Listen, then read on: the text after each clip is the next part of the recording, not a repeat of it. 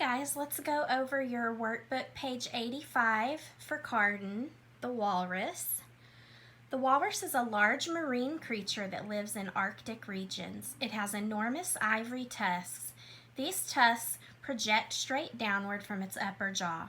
The body of the walrus is very thick and is deepest at the shoulders.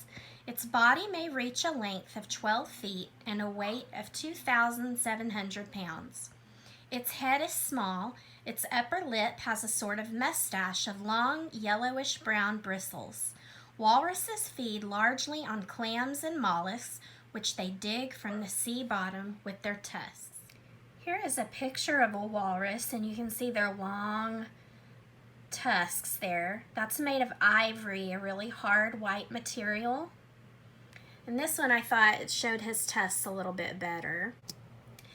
And then we saw the word marine in our paragraph. Anytime you see the word marine, you're talking about something that's found in or produced by the sea. This stone is called an aquamarine, and it's named that. This is a naturally occurring mineral in the earth. The reason it's named aquamarine is because it's the color of the sea.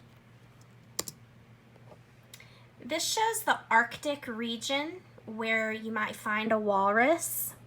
And if you can see, we're here. So the equator would be about right here. We always talk about how the equator is the part of the earth that bulges out towards the sun. So it's a warmer climate. Look how far north of the equator the Arctic area is. So it's a very cold climate where you would find a walrus. This is the type of thing that a walrus would eat. Shellfish like this, clams and mollusks. The directions on number 1 were for us to underline the verbs. Those are the doing words. And there are a couple of, remember the is verbs we talked about? They can also be called equals verbs in Carden. So see if I got them all, guys. Is, lives, has, project, is, reach, is, has, feed, and dig.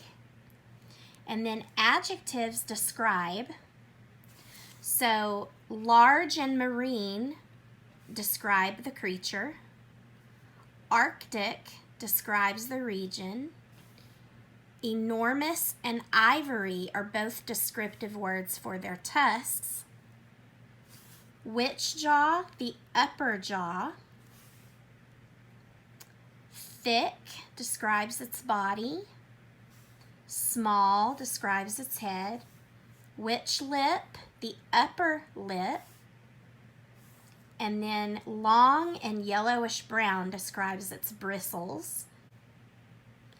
And number 3, it says which word is correct. A lot of people will confuse Arctic and Arctic. And it should be Arctic, the one that has the C right in the middle. On section B, swing, endeavor, ponderous, massive, Arctic, project. So we have 2 new vocabulary words in this list. Words you may not know the meaning of yet. Endeavor is the name of an attempt to achieve a goal. Online schooling is our current endeavor. It's something that we are trying. And then ponderous is slow and clumsy because of great weight. The movements of a walrus are ponderous because it is so massive. And let's do a math connection here. It tells us a walrus might weigh about 2,700 pounds. Well, 2,000 pounds gets us a ton, plus the 700 more pounds. And then the abbreviation for pounds is LB, and we represent a ton with a capital T. Here are the controls on section B. In swing, we hear ing saying ing. Endeavor, the main part of this control I wanted you to watch is it's the EA spelling pattern, but we're not hearing the A. We're only hearing the E alone sound. And then on ponderous, in the OUS spelling pattern, we're not hearing the O sound. We're just hearing the U straight to the S sound. In massive, it's the A followed by a double consonant. And then remember our V plus E rule. In Arctic, AR says R and I alone says I. And this word can be pronounced project or project. So we have project, O alone hyphen E alone. If you do project, it would be O is in the accented syllable and E alone says eh. On section C, since the starts our sentence, we need a capital. And then the tusks belong to the walruses. That's more than one walrus. It's plural.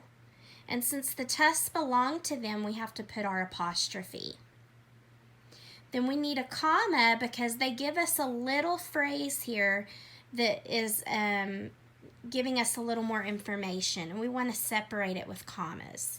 The walrus's tusks, which are made of ivory, grow to be 2.5 feet long, period. New capital. Its feet are furrowed, which enables it to hold on to the smooth ice, period. On D, third person singular boy would be the pronoun he. And since it's the third person singular point of view, that's the one where our verbs get an S at the end. It's the only point of view where that happens. So he digs, he has, he reaches, because that CH is the hissing sound, so we have to add ES, and he feels. On E, here are the plurals. The only one that was special was copies, because the letter before that Y is a consonant, so we drop the Y and make it an IES. On F, robins dig up worms and eat them. Number 2, children like to blow soap bubbles. Number 3, the pipe in the wash basin is broken. We will have to call the plumber. Do we remember on G that we can't ever have a double negative? So this contraction, that N apostrophe T, stands for the word not. And that's a no word. It's already a negative. So we couldn't say, I have some, he hasn't none, because that would be 2 no words or 2 negatives. So we have to say, I have some, he hasn't any. The boy had to go barefoot because he forgot his shoes. Paul did not know the answer. The second month of the year is February, and I hope you capitalized it. It's a proper noun. And don't forget that R. We pronounce it February, but it's spelled like Feb-ru-airy.